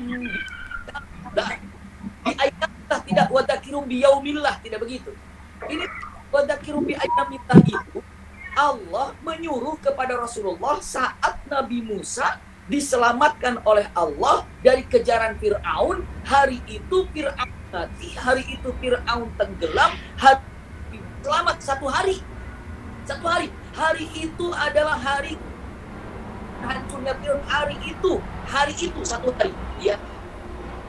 Al-Quran mengatakan tidak wadzakirhum bi yaum, satu kalau yaum, tapi di ayamillah dikatakan ingatkanlah kepada mereka terhadap hari-hari besar milik Allah Subhanahu wa taala. Berarti hari-hari besar itu yang mirip dengan peristiwa besar. Peristiwa besar seperti hari peristiwa besarnya diselamatkannya punten Nabi Musa dari kejaran Firaun. Berarti perang Badar dikatakan wadzakirum bi ayamillah, yaumillah, ya. Uhud ayamillah. Seperti itu. Apalagi Khandaq ayyamullah. Itu. Jadi ayyamillah, kalimat wadzakirhum bi ayyamillah maknanya adalah ingatkan mereka terhadap hari-hari yang besar yang Allah perlihatkan di muka bumi ini. Nah, wadaki, ingatkan, ini kata-kata bukan kata-kata saya, bukan kata-kata istilahnya, bukan kata-kata siapa misalnya ulama-ulama zaman sekarang, bukan. Ini firman Allah, wadakirhum bi ayyamillah. Ingatkan mereka terhadap hari-hari besar mereka. Disuruh diingatkan. Wadakirhum, ingatkan mereka. Maka kalau mengatakan cara mengingatnya, mungkin itu harus diperbaiki. Cara mengingatnya adalah caranya adalah lomba adzan misalnya kan, lomba qiraatul Quran misalnya kan, lomba baca membaca tajwid dengan benar, lomba hafalan Quran, lomba ceramah, itu kan baik. Itu adalah satu yang positif. Itu dia. Nah, kalau tapi tidak ada memperingati hari Muharram punten lomba dan ada memperingati Muharram misalnya lomba nyanyi pop, nggak ada. Tapi rata-rata dengan memperingati Muharram itu adalah lomba-lomba yang sangat memberikan punten motivasi kepada anak-anak kita untuk dekat pada Allah Subhanahu wa taala. Jadi punten dengan mengatakan tadi pada tahun ini pada tahun Hijriah ada yang menyatakan tidak perlu diperingati segala macam itu kita hargai terhadap pendapat mereka, silahkan ya, tapi alasannya karena apa? Jawabannya hanya satu, dengan mengatakan Rasulullah tidak mengerjakannya seperti itu. Dia selalu dengan mengatakan demikian. Kata-kata yang lakukan tapi pun ya, saya akan sampaikan kepada teman-teman yang berbahagia. Ada dalam kaidah usul fikih dengan mengatakan apa ya? Au kama qala, dalam usul fikih mengatakan ma tarakan Nabi sallallahu alaihi wasallam laisa dalil ala man'ihi. Iya. Punten, apa-apa yang tidak dikerjakan oleh Rasulullah bukan berarti diharamkan untuk dikerjakan. Iya, itu dia. Ini perkataan yang luar biasa. Ini usul fikih ulama. Apa-apa yang tidak dikerjakan oleh Rasulullah bukan berarti itu adalah haram. Saya tanya, punten, Rasulullah makan pakai sendok apa pakai tangan? Pakai tangan. Rasulullah makannya. Iya, terus haram yang makan pakai sendok? Tidak. Iya. Apa yang tidak dilakukan Rasul bukan berarti haram. Lanjutan lagi, saya sampaikan lagi. Rasulullah punten makan jeroan apa enggak? Rasul tidak pernah makan jeroan. Rasul tidak pernah makan jeroan. Iya, karena Rasul tidak makan itu. Apakah jeroan itu haram? Tidak. Saya suka makan jeroan dalam ampela apa segala macamnya. Tapi punten, itulah apa yang tidak dilakukan Rasul. Seperti kalau cukup banyak dalil-dalil yang menunjukkan tentang masalah hal yang seperti ini. Namun itulah salah satu daripada penyebab nomor 3 tadi, kenapa banyak orang yang tidak mengetahui dan tidak merayakan ini gitu ya. Jawabannya karena mungkin ya tadi yang ditanyakan, ada orang yang dengan mengatakan ketidakbolehannya melakukan hal ini, dan ini tetap kita hormati pendapat itu, tapi tolong istilahnya apa? Cukuplah Anda sendiri yang berpendapat demikian, tapi bagi orang yang ingin mengajarkan dan menyebarkan seperti itu, silakan. Ya, kami biasanya pada tanggal 1 Muharram sudah 2 tahun berturut-turut, ya, kami selalu mengadakan acara di Pondok Indah, di Masjid Pondok Indah. Sudah 2 tahun berturut-turut, hanya tahun ini karena pandemi yang terjadi kami tidak mengadakan acara. Biasanya kalau sudah mengadakan acara itu full, Masjid Pondok Indah dari tingkat atas sampai bawah sampai parkiran full semuanya, dengan orang yang mendapatkan pelajaran daripada guru-guru, para ulama, para kiai yang hadir di tempat itu. Jadi seperti itu mungkin yang dapat saya sampaikannya. Mohon maaf atas segala kekurangan. Ya, Masya Allah. Syukran jazakumullah khair kepada Ustadz. Semoga apa yang disampaikan tadi sudah terjawab ya, Kak Azra ya. Memang sih sebenarnya apalagi dengan seumuran kita yang masih sangat-sangat fakir dengan ilmu, terkadang karena para milenial tuh biasanya lihatnya ke sosmed, itu banyak ikhtilafnya. Sedangkan masih sedikit sekali para milenial yang mengerti bahwa ikhtilaf itu memang ada, dan harus cara menanggapinya itu bukan dengan emosi atau kita juga sok tahu atau bagaimana, justru harus dengan ilmu lagi. Karena seperti apa yang udah Ustadz sampaikan tadi, ilmu tanpa amal itu tidak bisa, dan amal tanpa ilmu juga tidak bisa. Jadi emang harus seimbang gitu ya Ustadz ya. Masya Allah. Baik, berarti Ustadz Abi Maki sekarang di Jakarta ya Ustadz ya? Ya, saya di Jakarta, ya. Oh, kebetulan saya masih mondok ngabdi ngajar di Geraha Tafiz Al-Manar di Bekasi Ustadz. Masya Allah, Allah ibarik, alhamdulillah. Semoga kapan-kapan Ustadz Syamsul dan Ustadz Abimaki bisa silaturahim ke sini. Insya Allah. Allah. Terima kasih. Ya, mohon doanya juga semoga kita bisa melanjutkan perjuangan, bisa istiqomah sampai akhir hayat. Amin. Amin. Mungkin ini pertanyaan dari saya pribadi nih Ustadz, ingin menanyakan, menurut Ustadz bagaimana sih tipsnya atau bagaimana seharusnya sikap kita para milenial untuk terhadap perbedaan-perbedaan atau yang tidak sesuai di sosial media, seperti kayak yang tadi nih, misalnya kayak yang ini berpendapat seperti ini, yang ini berpendapat seperti ini, karena itu benar-benar kalau menurut kita para milenial itu jadi lumayan cukup bermasalah ya, karena itu ikhtilaf tuh seperti kayak kritis gitu. Nah, bagaimana tuh Ustadz? Mungkin bisa Ustadz Abimaki terlebih dahulu menanggapinya. Ya, bismillahirrahmanirrahim. Mohon izin Ustaz Syamsul Bahri, ya Allah barik fiik. Tafadhol. Ya, hayakumullah. Ketika menanggapi dalam masalah perbedaan pendapat ini, khawatir terkena dalam satu hadis Rasulullah SAW yang ingin saya sampaikan. Hadisnya begini, dabba ilaikum da'ul umam qablikum al-hasad wal baghdha. Maknanya adalah telah hancur umat terdahulu, ya, karena dua penyakit, hasad dan kebencian. Hasad dan kebencian inilah yang membuat dahulu umat hancur. Sekarang, pendapat itu tidak bisa dipungkiri.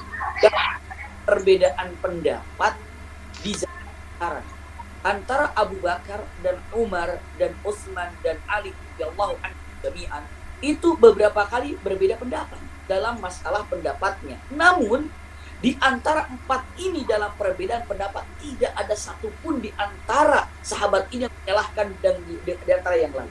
Kenapa? Ketika berpendapat ini Abu Bakar As-Siddiq mendapatkan pendapat A, ternyata Umar bin Khattab berpendapat B, bahkan bisa jadi empat-empatnya berbeda pendapat, sama sekali tidak pernah ada yang mengatakan saya paling benar, tidak, dan berpendapat mengatakan Anda salah, tidak. Tapi mereka mengatakan saya memahami begini karena dalil saya begini. Anda wahai sahabat-sahabat Rasulullah yang lain memahami karena Anda mempunyai dalil. Mereka tetap saja. Iya. Kenapa? Karena kata-katanya perbedaan pendapat ini tidak didasari dengan hasad dan tidak didasari dengan kebencian. Ini dia. Ya. Berbeda pendapat kalau tidak ada hasad dan tidak ada kebencian itu akan jadi indah. Para ulama sampai mengatakan al-ikhtilafu baina ummati Muhammad rahmah. Itu para ulama mengatakan, ulama salaf. Perbedaan pendapat di antara ulama ya, itu akan mempererat hubungan kasih sayang. Kok yang ada ketika berbeda pendapat malah jadi pecah, malah jadi bermusuhan? Punten jawabannya, karena di situ ada penyakit yang masuk di dalamnya. Kenapa? Hasad. Hasad itu apa? Iri. Kenapa dia jamaahnya banyak, yang saya enggak ya? Jangan sampai akhirnya berani mengatakan ini. Jangan ngaji sembarangan, jangan ngaji ke sana, ngaji aja. Kok bisa begitu tuh nantinya ya? Bisa begitu jadinya. Jangan ngaji sana, ngaji di sini aja. Jangan belum tamat sama saya juga. Kenapa dia takut kehilangan? Kenapa akhirnya menyebarkan kebencian? Punten hasad, iri yang ada ya. Baghdha jadi benci. Sebenarnya ketika melihat perbedaan pendapat yang ada, apa kok bisa jadi berantakan begini? Punten ya. Karena mungkin apalagi sekarang ada orang nomor tiga. Kenapa? Nomor 3 itu hobinya ngegoreng aja. Masalah padahal A dan B itu nggak ada masalah. Cuma digoreng antara ulama dengan ulama ini. Akhirnya apa? Akhirnya menjadi repot, menjadi parah, dan menjadi berantakan. Kenapa? Ada orang-orang munafik yang ingin mengadu dombakan antara para ulama. Hati-hati. Ya, hati-hati juga dengan seperti ini. Kenapa? Karena orang munafik ini akan muncul tatkala Islam kuat. Kalau sekarang, Masya Allah, para pemuda banyak hijrah. Hati-hati, orang munafik ada di dalam. Kenapa? Dulu ceritanya nggak pernah ada orang munafik di Mekah, itu nggak ada. Kenapa? Mekah pada waktu itu umat Islam dalam keadaan punten bahasanya lemah, maka diperintahkan hijrah. Iya, dalam keadaan lemah, maka nggak perlu jadi pura-pura orang Islam, nggak ada. Kenapa? Hajar aja. Kenapa? Dia ini adalah merasa kuat. Kenapa? Orang Islam lemah, tapi orang munafik muncul saat orang Islam pindah ke kota Madinah dan Madinah menjadi kuat. dan Madinah menjadi daulah Islamiyah, mereka orang-orang kafir ingin menghancurkan Islam, dia tidak bisa karena Islam kuat, maka pura-pura jadi orang Islam, jadilah menjadi orang munafik seperti itu. Nah, maka kaidah para ulama mengatakan di mana Islam kuat di situ munafik ada. Kalau Islam lemah nggak perlu jadi pura-pura Islam. Seperti itu. Nah, saat ini kelihatan Islam kuat. Para ulama bermunculan di mana-mana, di YouTube-nya, di Instagram-nya, di Facebook-nya. Maka orang-orang munafik tidak senang dengan kata-kata ini. Dia mendengar perkataan ulama, tapi yang dicari bukan ilmunya, tapi perbedaan. Lalu digoreng. Antara ustaz ini, ustaz digoreng. Wah, perbedaan pendapat. Padahal la haula wala quwwata illa billah, baik-baik saja. Namun punten, sekali lagi singkatnya, kita ini lihat daripada kaum milenial misalnya ketika mengatakan, aduh ini ada perbedaan pendapat ya, punten pas ahli ya, ketika daerah misalnya, masya Allah di daerah Jakarta ada ulamanya, di daerah Bandung ada ulamanya, di NTB ada ulamanya, masya Allah di Padang ada ulamanya, termasuk masya Allah guru kita Ustaz Syamsul Bahri, masya Allah uzaki Allahi ahada, bisa berkomunikasi, bertanya kepada beliau. Kenapa? Karena ketika ditanyakan, pasti Anda atau yang bingung akan mendapatkan jawaban yang paling baik. Itu mungkin singkatnya karena istilahnya apa ya, pemaparan yang sangat singkat ini. Namun mudah-mudahan bisa membuat kita paham kalau sesungguhnya punten yang namanya perbedaan pendapat apabila disertakan dengan hasad baghdha, perbedaan pendapat itu tidak akan mendapatkan kebaikan. Wallahu a'lam bishawab. Allah ibarik. Syukran jazakallahu khairan Ustaz. Baik, bagaimana Ustaz Syamsul menanggapi hal ini? Subhanallah, sebenarnya sudah luar biasa uraian dari Ustadz kita, Ustadz Abi Maki tadi. Namun mungkin ada yang ingin sedikit saya tambahkan atau sekedar komen saja. Menyikapi perbedaan itu, yang pertama, lihat dulu yang berbeda itu pada unsur apa. Jadi kita generasi milenial harus tahu ini berbedanya dari hal yang usul atau hal yang furu'. Kalau usul persoalan akidah, nah itu tidak boleh berbeda kita. Ya kan? Umpamanya tentang tauhid, bagaimana tentang Rasulullah, bagaimana kebenaran wahyu Allah, ini tidak boleh kita berbeda. Rukun iman umpamanya yang 6 itu kita tidak boleh berbeda. Rukun Islam kita tidak boleh berbeda, gitu kan? Tetapi kalau perbedaan itu pada hal-hal yang furu', umpamanya cabang-cabang dari amal-amal ibadah, nah disitulah tadi ada perbedaan itu yang sifatnya pilihan. Saya contohkan, sholat subuh pakai kunut atau tidak pakai kunut. Nah, imam mazhab yang mengatakan pakai kunut, ketika dia datang kepada umat yang imam mazhabnya tidak berkunut, dia tidak berkunut, ya kan?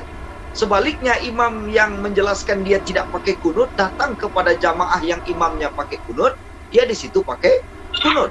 Berarti perbedaan di sini merupakan pilihan dan kedua-duanya benar, dan itu tidak akan mungkin kita satukan sampai hari kiamat. Nah, tinggal kita memilih. Nah, maka bab-bab tanawu fil ibadah atau pilihan-pilihan dalam ibadah itu adalah perbedaan yang tidak perlu dipertentangkan. Sepanjang kita sudah memahami satu amalan ini ada dalilnya, kita sudah meyakini kebenarannya, menurut saya cara menyikapi perbedaan itu hanya dua. Yang pertama, ilmui, yang kedua, yakini. Kalau sudah kita ilmui, mana yang yakin, itu yang menjadi amal kita. Itu saja, terima kasih. Baik Ustadz, Masya Allah, syukran jazakallahu khair. Baik Ustadz, ini mungkin menjadi pertanyaan terakhir ya dari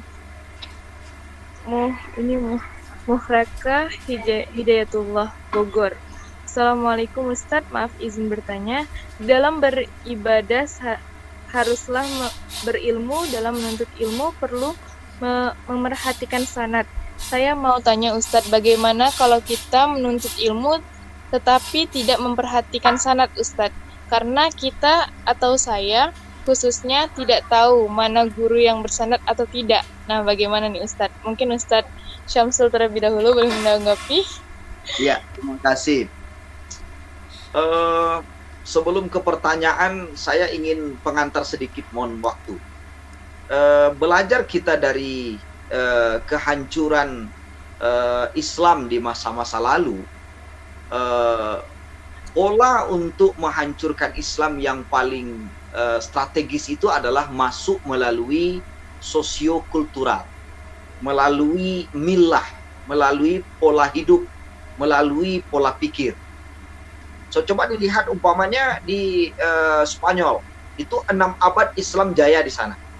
Tapi kemudian bisa dihancurkan, mereka datang melalui milah, pola sosiokultural, pola pikir, kemudian mereka menggeser pemahaman penduduk itu secara pelan-pelan, akhirnya mereka tidak lagi menjalankan syariat Islam.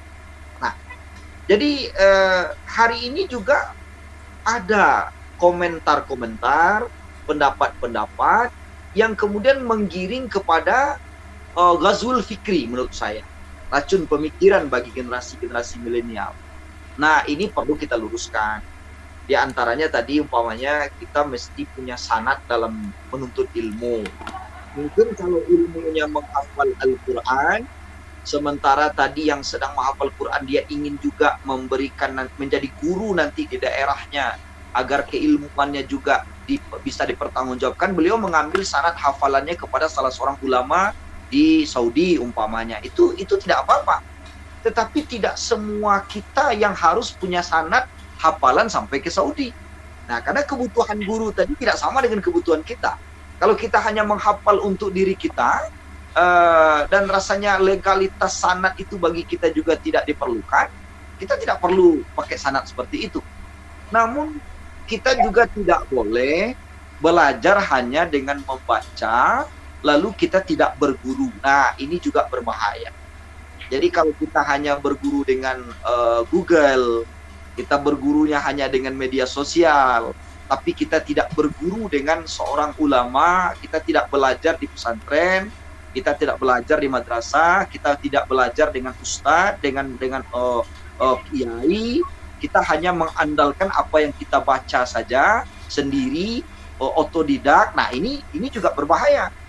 Nah, ini berbahaya. Nah, oleh karena itu anjuran kita adalah bagaimanapun kita memperoleh ilmu dari berbagai sumber, kita mesti berguru. Ini penting, berguru ini penting.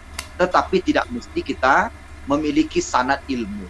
Karena memang ilmu-ilmu tertentu diperlukan ada sanad agar kita tidak menyimpang dari pemahaman yang sesungguhnya. Dan itu tidak dibutuhkan oleh semua orang. Itu pendapat saya dan kita kembalikan ke Ananda Moderator. Baik Ustadz, syukran Ustadz. Baik, langsung saja bagaimana Ustadz Abi untuk menanggapinya? Allah ibarik fiik, ayakumullah, jazakumullah khair. Ustadz Syamsul Tahri yang sudah jelas sekali memaparkannya. Memang begitu keadaannya ya, tidak harus untuk mengejar sanad, ya, khususnya dalam masalah hafalan Al-Quranul Karim. Kalau seandainya harus seperti itu, tidak boleh mengajar kecuali harus bersanad segala macamnya.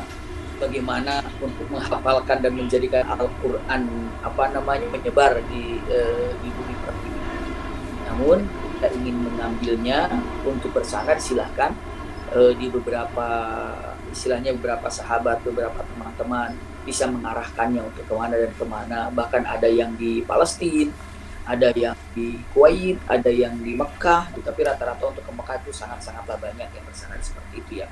Namun di luar hal itu, misalnya kita ingin belajar, saya tidak tahu hanya apakah dalam Al-Quran bacaan sanadnya demikian. Memang itu biasanya ke dalam Al-Quran. Namun saya sampaikan untuk belajar ilmu, ya, agama pastinya tidak bisa autodidak seperti disampaikan tadi. Dan kalau ingin belajar ilmu juga, tolong kepada pertama siapa orang ini dan di mana belajarnya, di mana gurunya, di mana belajarnya. Kita takut ya. Ada orang yang memang tidak pernah punya guru, dia itu hanya gurunya baca-baca, autodidak tadi, lalu tiba-tiba mengajar. Tiba-tiba, kan bahasanya ya, tiba-tiba menjadi da'i. Dan kita tidak tahu dia belajarnya, masyarakatnya di mana. Kita harus tahu, ya, harus tahu di mana dia belajarnya. Dia kuliahnya di mana. Nah, kita harus tahu kuliahnya, belajarnya di mana, gurunya siapa itu. Tahu hal itu. Iya. Karena hal sekali. Yang kedua, fanzur ila syamti, akhlaknya apa? Akhlaknya bagaimana dia ini sehari-hariannya, karena jangan kelihatan baik di podium Oh, kelihatannya ramah di podium, tapi begitu di luar podium, mau salam aja nggak mau misalnya. Mau apa saja nggak bisa. Bagaimana akhlaknya demikian? Makanya ketika ingin belajar kepada seseorang, pertama lihat dia belajar, ya paling tidak. Yang kedua, bagaimana peringainya, akhlaknya seperti apa dan bagaimana. Karena ini, punten, Anda akan mendapatkan ilmu yang bermanfaat ketika diberikan oleh seorang guru yang memiliki akhlak. Karena akhlak adalah yang sangat luar biasa didapatkannya. Punten Imam Syafi'i kepada Imam Malik, ya, beliau mengatakan yang paling banyak aku dapatkan dari Imam Malik yang sangat sulit untuk aku tiru itu adalah akhlaknya. Ya, akhlaknya. Sekarang coba sahabat-sahabat teman-teman, panggil guru siapapun, ulama manapun, kiai manapun untuk menerangkan al-ikhlas, insya Allah intinya akan ke sana dan ke sana. Tapi yang berbeda itu apa? Ada yang berbekas dan tidak ada yang berbekas. Ya. Kenapa? Satu misalnya dia menyampaikan dengan ikhlas, yang satu tidak menyampaikan dengan ikhlas. Bukankah keikhlasan itu bagian daripada akhlak? Begitu ya. Jadi seperti itu. Jadi dengan mengatakan lihat daripada samti itu bisa dikatakan akhlaknya, ke peringainya ataupun tujuan daripada menyampaikannya. Hal inilah yang harus kita perhatikan juga ketika dengan melihat ingin belajar. Lalu yang ketiganya, tolong belajar. Kalau disampaikan para guru-guru kita, belajarlah dari berbagai macam guru yang ada. Oh, kalau tafsir saya belajar di sini, kalau fikih saya belajar di sini, kalau hadis saya belajar di sini, kalau misalnya sirah saya belajar di sini. Masya Allah, kalau dikumpulkan semua apa yang didapatkannya, maka dia akan menjadi seorang ulama yang mengetahui di bidang ini, bidang ini, bidang ini, bidang ini. Dia lihat kan siapa? Misalnya fikihnya belajar sama Kiai Fulan, belajarlah sana. Saya tafsirnya belajar sama Fulan, belajar. Bukan berarti yang lain tidak bisa fikih, tidak bisa tafsir. Bukan. Tapi apa? Kadang-kadang ketika belajar tafsir, enaknya sama Kiai ini. Belajar hadis, enaknya sama biasanya demikian. Memang hal ini terbiasa dan suka ada yang memilih-milih di antara santri demikian, ya tidak ada masalah. Namun yang jelas, punten, istilahnya sama-sama mencintai kepada guru pun dimanapun berada. Wallahu a'lam bishawab. Allah baik. Baik, syukran jazakumullah khair kepada Ustadz. Baik Ustadz, karena udah waktu juga sudah ingin waktu berbuka ya, kita langsung masuk aja ke closing statement atau kesimpulan. Boleh silakan Ustadz Abi. Bismillahirrahmanirrahim. Subhanallah. Kesimpulan yang singkat yang ingin saya sampaikan, ternyata untuk menjadi orang yang beriman, lalu untuk menjadi orang yang saling mencintai, menyebarkan keselamatan atau ta'awun tadi digambarkannya, itu adalah perlu berubah saat ini. Apa yang membuat kita keliru selama ini memahami iman, memahami cinta, memahami afsus salam, maka berubah. Oh, tinggalkan yang buruk itu. Dan ada beberapa hal yang menunjang untuk perubahan yang singkat. Para ulama memberikan beberapa statementnya. Satu adalah punya niat yang kuat. Bisa berubah karena niat. Karena niat. Yang kedua, bukan hanya karena niat. Tapi apa? Karena ilmu. Ilmunya dipahami. Anda ingin niat membuat bakso, kalau tidak punya ilmu bakso, itu tidak akan pernah jadi bakso. Anda ingin membuat sesuatu apapun harus ada ilmunya. Ketika ingin berubah, niatnya ada, ingin berubah, maka harus ada ilmunya. Belajarlah ilmu tanpa harus ada, istilahnya apa? Ada bosan. Terus belajar ilmu. Yang ketiga, punten. Ada niat, ada ilmu. Punten, yang ketiganya apa? Yang ketiganya, keinginan yang kuat. Bukan hanya niat, tapi ada keinginan yang kuat. Kalau niat aja tanpa ada keinginan, tanpa ada praktek aja jangan. Berapa banyak, entarlah saya hafalin Quran, entarlah saya hafalkan surah, entarlah saya mulai baca Quran, entarlah. Niatnya ada. Cuman apa? Enggak ada kekuatan yang tinggi, makanya jadi. Lalu yang keempat, setelah berada di dalamnya, tolong istiqomah untuk menjaga keindahan dalam berhijrah tersebut. Intinya adalah niat, ilmu, keinginan yang kuat, istiqomah di dalamnya. Wallahu a'lam. Syukran.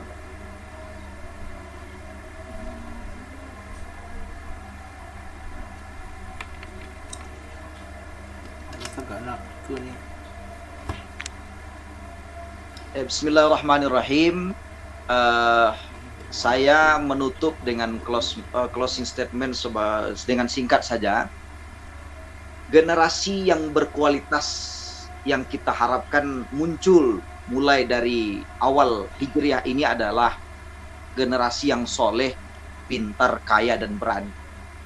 Kalau soleh saja tidak pintar, kita akan ditipu orang.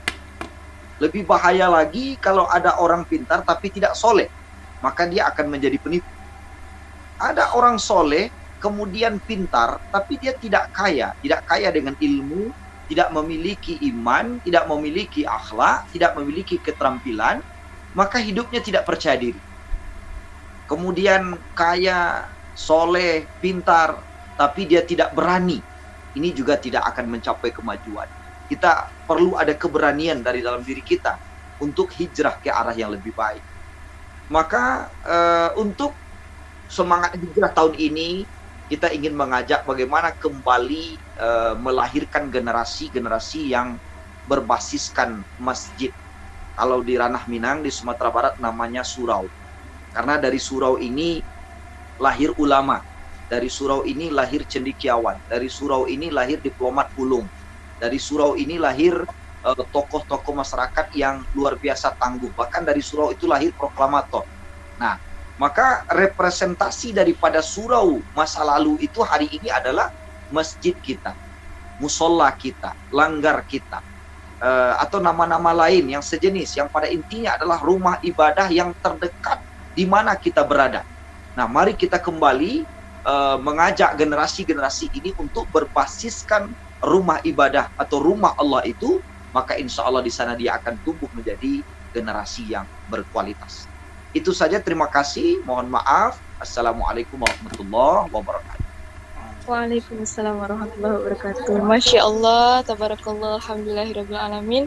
Terima kasih sekali lagi, syukran jazakumullah khair kepada Al-Mukarram Al-Ustadz Abi Maki dan juga Al-Mukarram Al-Ustadz Syamsul Bahri yang telah mengisi kajian kita pada hari ini. Alhamdulillah kita pada hari ini mendapatkan ilmu yang luar biasa dari beliau-beliau, dan semoga apa yang disampaikan beliau-beliau tadi bisa menjadi pahala jariah untuk kita semua. Amin amin ya rabbal alamin. Baik Ustadz, saya Livais Marisa juga mewakili tadi rekan saya Kak Fadil. Terima kasih sekali lagi Ustadz telah meluangkan waktunya untuk berbagi di Generasi Beriman. Mohon maaf atas segala kekurangan ya Ustadz ya. Mungkin tadi masih banyak kurang-kurangnya dari kita. Dan mohon maaf juga Kak Adil tadi live duluan karena ada sesuatu yang harus dia kerjakan. Jadi dia live duluan, beliau. Baik, mungkin tadi sebenarnya ada Ustadz satu lagi tamu kita, yaitu Ustadz Agus, tapi mungkin karena jaringan ke live sendiri gitu ya. Soalnya rencananya beliau yang akan memimpin doa di penutupan ini Ustadz. Mungkin boleh ditunggu sebentar ya Ustadz ya. Takutnya beliau ada jaringan, salah jaringan sebentar.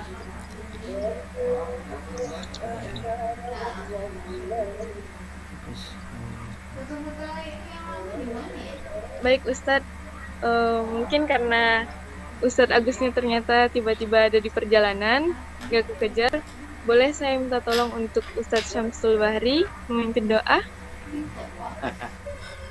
Mohon izin Ustadz Abi Maki. Ya. Al-Fatihah. A'udzubillahi minasyaitonir rajim. Bismillahirrahmanirrahim. Alhamdulillah.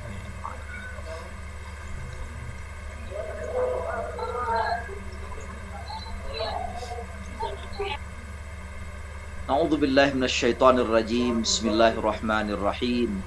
Alhamdulillahi rabbil alamin. Hamdan na'imin, hamdan syakirin. Hamdan yuafi ni'amahu wa yukafi'u mazidah. Ya Rabbana lakal hamdu kama yanbaghi li jalali wajhikal karim wa 'azim sultanik. Allahumma ja'al jam'ana hadha jam'an marhuma wa tafarruqana min ba'dihi tafarruqan ma'suma. Allahumma inna nas'aluka 'ilman nafi'a wa rizqan wasi'a wa shifaa'an min kulli da'in wa saqamin bi rahmatika ya arhamar rahimin. Allahumma aslih lana dinana alladhi huwa ismatu amrina wa aslih lana dunyana allati fiha ma'ashun wa aslih lana akhiratana allati ilaiha ma'aduna waj'alil hayata ziyadatan lana fi kulli khair waj'alil mauta rahatan lana min kulli syarr. Allahumma arinal haqqa haqqan warzuqna ittiba'ah wa arinal batila batilan warzuqna ijtinabah. Allahumma a'izzal islam wal muslimin. Allahumma a'izzal islam wal muslimin Allahumma a'izzal Islam wal muslimin. Allahumma ighfir lana dhunubana waliwalidina warhamhum kama rabbawna shighara wali jami'il mu'minina wal mu'minat wal muslimina wal muslimat al ahya'i minhum wal amwat birahmatika ya arhamar rahimin. Rabbana atina fid dunya hasanah wa fil akhirati hasanatan wa qina adzabannar wa adkhilnal jannata